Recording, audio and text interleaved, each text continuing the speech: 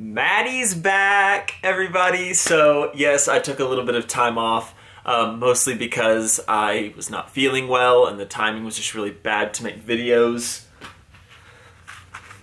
I'm quitting smoking. I haven't had a cigarette in like a week, which is great, but this stuff, see all these empty spaces? This stuff makes you incredibly sick, or at least it did me. And that's most of the reason I didn't make any videos for you guys, but we are back. And in my time off, I watched a lot of YouTube videos.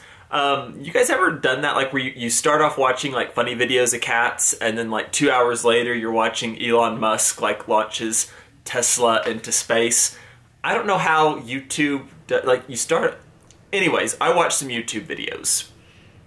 And one thing I have like a really bad habit of doing is I tend to watch videos by people that I don't agree with.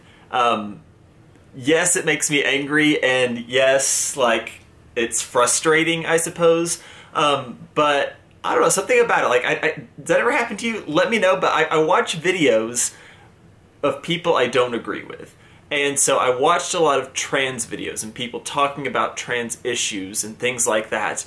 And I didn't agree with any of these people, and that's totally fine. That's totally fine. But one topic that kept coming up of people who argued against other people transitioning was basically the fact of suicide.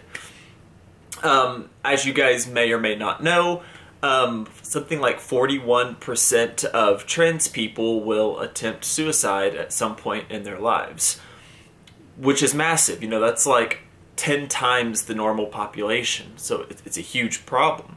But anyway, these people I was watching, they were saying things like, you know, the suicide rate doesn't change from before transition to after transition, it's still the same. So, you know, therefore, transitioning and having surgery and stuff doesn't fix anything. You know, because if that was the case, the suicide rate would be lower. So let's talk about the suicide rates, and let's talk about what trans people face and what might lead them to do that. So if you guys have been around this channel for a while, you likely know that one of the reasons for me deciding to transition and start HRT, you know, I did it pretty late in life compared to most people, like in my mid to late 20s. And so one of the reasons that I actually did that instead of, you know, trying to keep it a secret like my original plan was because of my stepdad. He passed away at a very young age, and I realized that, you know, because life is so short, I don't want to live it with regrets, and that's not what I want for myself. And so I began transitioning like the month after that. But what I didn't tell you guys was the fact that about 4 weeks before he passed away unexpectedly, I tried to commit suicide. In my mind, I was faced with the impossible decision. I could either live a life of misery and not be able to be who I really was, which is not what anybody should have to do, you know, all because I was too afraid, or I knew it would go poorly when I told my family, just because of like their religious values and things like that. So I was forced with either, you know, losing my family or losing myself, basically. And I couldn't live with either of those options. And I had reached a point where I just didn't care anymore. And I tried to kill myself. My attempt didn't succeed, and I was trying to work up the courage to do it again when about 3 weeks later my stepdad passed away. And then I saw firsthand, you know, what a death in the family was really like, and you know, it didn't sit well with me. And so the reason I started transitioning right afterwards was because I decided that I couldn't try that again, or I couldn't attempt that again. And I certainly couldn't live the rest of my life not being able to be myself. So I went ahead and started HRT, and, you know, knowing full well what the risks were, especially with my family, and I did it anyways. So yeah, I am one of those statistics that that you hear about on the news and from people, I guess. So one of the big causes of people, of trans people anyways, committing suicide, prior to their transition, I'm assuming has a lot to do with my experiences and is a pretty similar thing. It's because they're faced with an impossible decision and they're so unhappy and so miserable that seems like the only option for them. As to after transition or after surgeries, for the suicide rate being the same, maybe it is, maybe it's not, I don't know.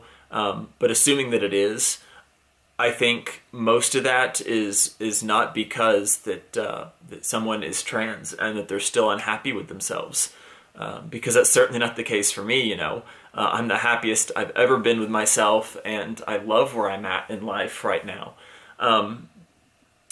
But most of it is due to the social rejection that people face. They become happy with themselves, and at the same time, everything else and everyone else they've ever known kind of crumbles away from them. They lose family, and they're rejected by their friends, and maybe they lose their job because they were trans, or a whole host of other problems that make life just really, really difficult to deal with. So they once again see the only way out as, committing suicide, which is terrible, That speaks a lot about how our society, I think, needs to change as a whole, and how we can do better. We can do better at loving our families, at loving our friends and the people there for who they are.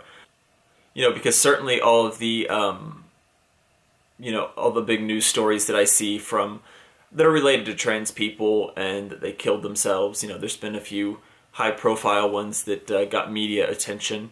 And a lot of it was due to the fact that their parents just couldn't accept them that way, and that's so sad. It's something I deal with as well, my family not being able to accept me and not wanting me around or anything to do with me.